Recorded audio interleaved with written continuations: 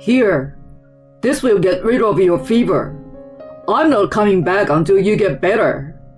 My husband poured cold water on me.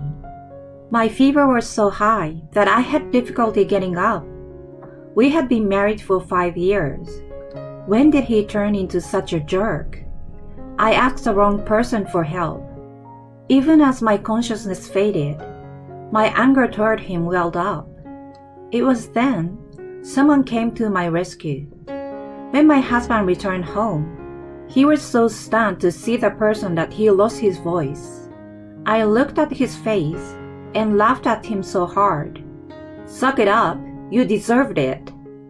My name is Cassidy, 33 years old. I'm a homemaker. I met my husband Alex when we were at university. He was one of my classmates in the same circle of friends. He was a good-natured guy who was popular amongst all students. If someone was in trouble, he reached out to them before anyone else. He helped me many times as a friend too. It was when I had a drink with friends in my senior year. I found out that the then boyfriend I had been with since freshman year was cheating on me and just broke up with him on that day. The other girl was also in the same circle, and I didn't want to make it a public affair. I was careful not to let people around me know, but Alex noticed that I wasn't in good spirits. Hey, what's wrong? Tears welled up involuntarily when he asked me.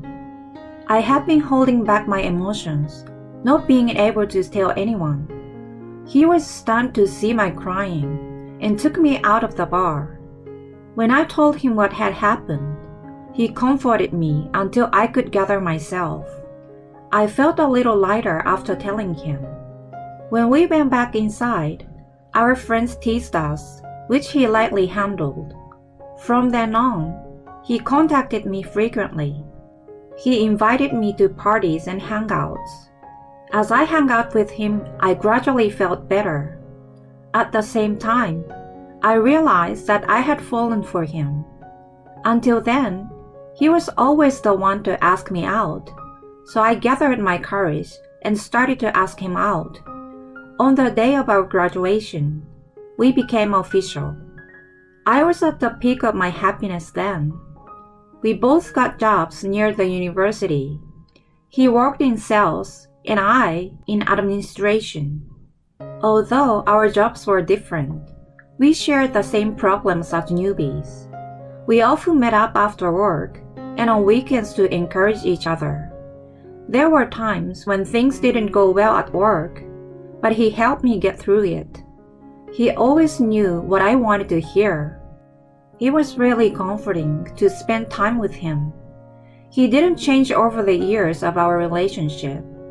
Although we lived separately close to each other, we were almost living together, going back and forth to each other's places. We continued our relationship like that. And before we knew it, 6 years had passed. When we hung out with our university friends, they often asked us when we were getting married. Alex always handled the question with silly jokes. As the days went on, our 6th anniversary arrived. Hey, when are we getting married? I asked him directly.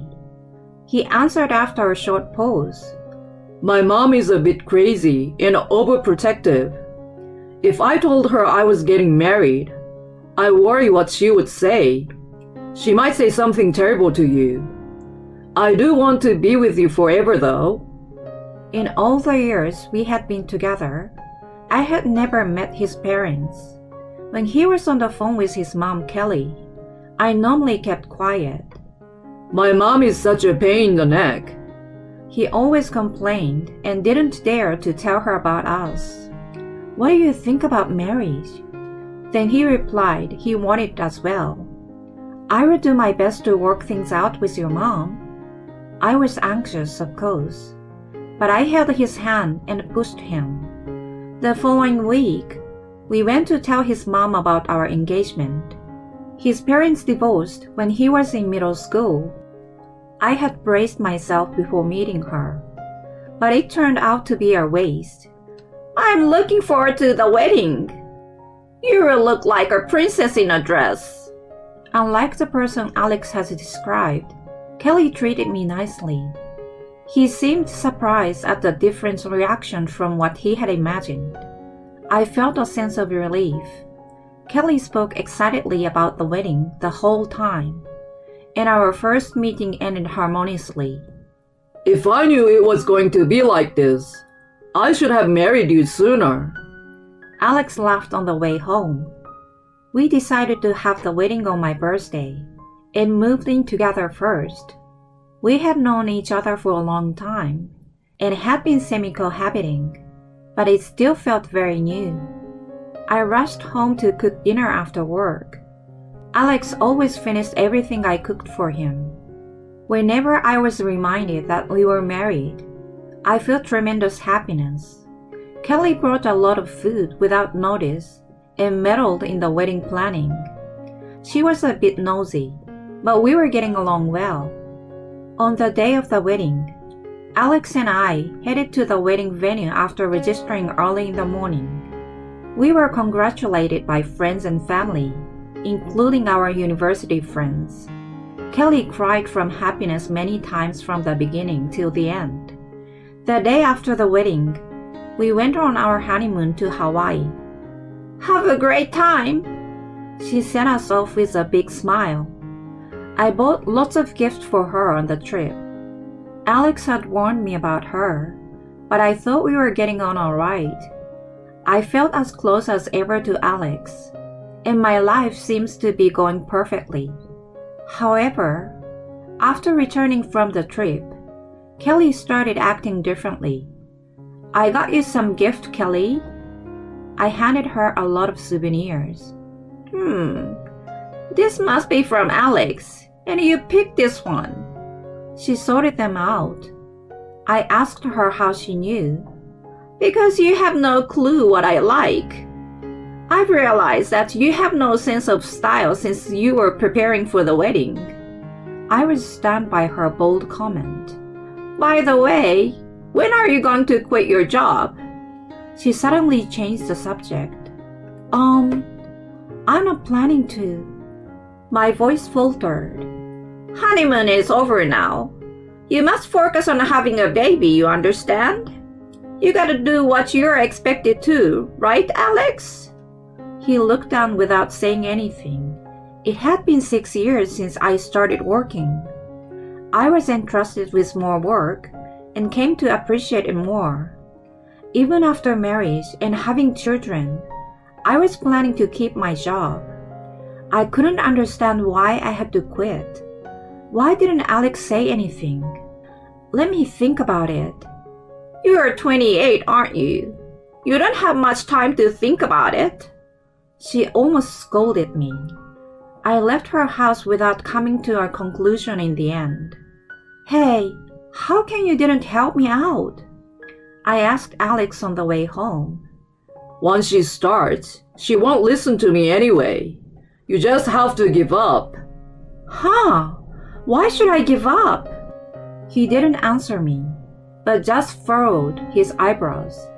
It was hard to believe that we were joyful from our honeymoon trip just a few hours ago. We returned home in heavy silence. Since then, Kelly started calling me every day. Cassidy, have you given your resignation yet? There is a good OBGYN, and I want you to see him as soon as possible. I almost became neurotic every time I spoke to her. I finally had enough and decided to resign from my job after telling my boss what had been going on. I cried in frustration on my last day. I thought it was going to satisfy Kelly, but it didn't at all. Come on, I'm going to teach you every one of the chores. She came over every day. She instructed me in detail about the housework I had been doing half-heartedly. I was asked if I was pregnant every day. There was usually a knock at the door within an hour after Alex left for work. The mere hour before she showed up was the only time I had for myself. After Alex returned home, The three of us had dinner together, and then she finally left. Such was my life. One night, after Kelly left, "Hey, hon, I don't want your mom to come over every day. Can you tell her?" I pleaded with Alex. You cook better now, thanks to my mom. He steered the conversation away every time. Stress built up day by day, and I started to lose weight.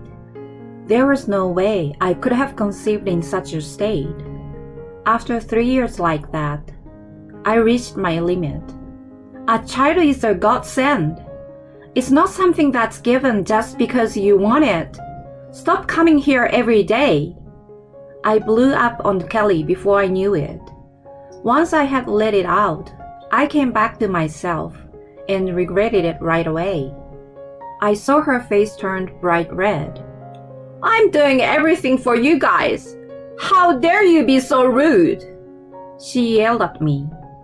I didn't know what to do, but I decided to say what I wanted to say at that point. I'm telling you, it's nuisance. There's no need for you to come here every day. As we argued back and forth for a while, I noticed that Alex was standing there. Honey, stop talking to her like that. He only scolded me. She said a lot of things to me too. So why are you only mad at me? Why? Why don't you get it? I was so hurt that I ran into the bedroom and wailed non-stop. I heard Kelly leave and Alex came into the room. Are you still crying? You should be sorry for what you did. He mumbled. Why do I have to be sorry?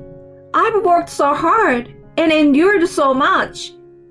I warned you before we got married. You knew what you were getting into. You said you would make it work. Don't be rude to my mom anymore. He left cold air behind. I couldn't stop crying even hours later. After that day, Kelly stopped coming. She called me once in a while, but I never answered. If she needed something from me, she spoke through Alex. He occasionally went to see her without me. I continued to have a cold war with her, and my marriage became loveless. We neither argue nor be amicable. We only had the bare minimum of conversation. There were days when he became hostile toward me. My mom often says that you're a failure. I was told out of the blue. He came home later and later every day, and sometimes he didn't even bother to come back. It continued for a while, and I started to think about getting a divorce. There was no trace of the sweet man I used to know. I sometimes wondered how we could go back to our former selves. Then one day, I felt unwell. I took some cold medicine and did my chores, but I still wasn't better by the evening. I was going to take a little break on the sofa, but I ended up falling asleep. Then I was woken by Alex, who came home from work. How come there's no dinner? I had been out for quite a while. My body felt hot, and I was quite feverish. I apologized and tried to get up, but I wobbled back down. Alex only looked at me coldly without any concern. I think I have a high fever. Can't you take me to the doctor? I asked him in a daze. Here, let this cool your fever. I'm not coming back until you're better. He poured cold water on me from a bowl. I'm going out for a drink if there's no dinner. He left me behind. I was pretty furious, but I couldn't say anything back and just lay there in dampness. Sometime later, when the dawn broke, Alex came back reeking of alcohol. I'm back. Have you gotten better? I heard his cheerful voice coming from the hallway. The moment he entered the living room, Kelly slapped him across his face. He sobered up immediately and froze there. Where have you been? Speak up! What are you doing here? He seems to be confused and freaked out at the same time, which made me laugh. I asked her over. You left me with a high fever, so she helped me. He was speechless. A few minutes after he left, my phone rang. I assumed it was him calling to apologize. I couldn't get up, so I crawled on the floor to grab my phone. When I answered it, I was surprised to hear Kelly's voice. "Kelly, please help me." I squeezed my voice out. Within 10 minutes, she was at my side and took me to the emergency. "I'm sorry to bother you." When I apologized to her, she replied, "You're not feeling well, don't worry." I was immediately put on an IV drip and felt a little better afterward. Since I had no other symptoms, the doctor let me go. On the way home, Kelly bought a lot of electrolyte drinks for me. "You've been so kind." I thanked her for her help. It's normal. We're family. When we arrived home, I told her about the rough patch Alex and I were going through. She was disgusted and also disappointed by his action. "Alex, you owe her an apology." She scolded him, but he tried to excuse himself. She's been a drama queen. It's just a fever. She's overreacting. He sulked like a little kid. Kelly sighed loudly. You were quite young, but don't you remember? It's just like when I decided to divorce your father. You must have taken the same bad traits from him. Cassidy, you want a divorce, don't you? Yes, I can't be with him anymore. I answered honestly. Are you serious? You don't even work. You can't live without me. He countered with a ridiculous argument. What are you talking about? I just have to get a job again. I'm so sorry. Please reconsider. He finally apologized. It's too late. Cassidy, you can stay with me for a while. Kelly yelled at him, and we left the house, leaving him behind. On the way to her house, we spoke about our past. She told me that there was a reason why she was so hard on me. She was once a career woman in the early years of her marriage. When her ex-husband found out that she earned more than him, he quit his job one day.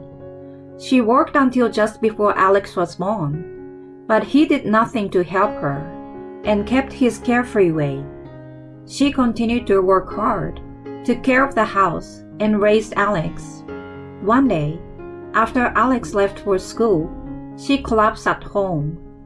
Her ex-husband, just like Alex, didn't care and went out. When Alex, who was still in middle school, came home, he called an ambulance and saved her. When they were going through a divorce, her ex-husband criticized her for being a workaholic and didn't care about her family. Since then, she believed that kids were always on the mother's side, and that being a perfect homemaker was more important than working. I'm sorry, I forced my opinions on you. She also mentioned that Alex had asked her to come over every day. Cassidy quit her job, so come and teach her to be a good wife. She wants your help too. I never said anything like that. Why did he come up with such a lie? After Kelly and I got into a Cold War, he apparently told her that I was bad-mouthing her. He also said that she was doing the same to me. In truth, she never said anything. I didn't understand the meaning of his behavior. Maybe he enjoyed watching us bicker. The next day, I visited an attorney to file for divorce. Alex kept pleading. Honey, Mom, I'm really sorry. Would you please reconsider? He begged us in tears. No way. We replied in unison. I told all of my friends from the university about what had happened. They were disgusted and said they would keep their distance from him. One of them works at the same company as him, so rumors were spread there. Kelly is also keeping her distance from him and doesn't contact him anymore. He has lost the trust of his family, friends, and colleagues all at once and must be in despair. I hope he reflects on what he did. I stayed with Kelly until I got a new job and found a new place to live. There's a blank period of 5 years, but I'm grateful to find a job in the same field as before. I still keep in touch with Kelly. We had a falling out once, but now we are like a real mother and daughter. She was as happy as if she were my own mother when I got the job. I hope to keep this relationship with her for a long time.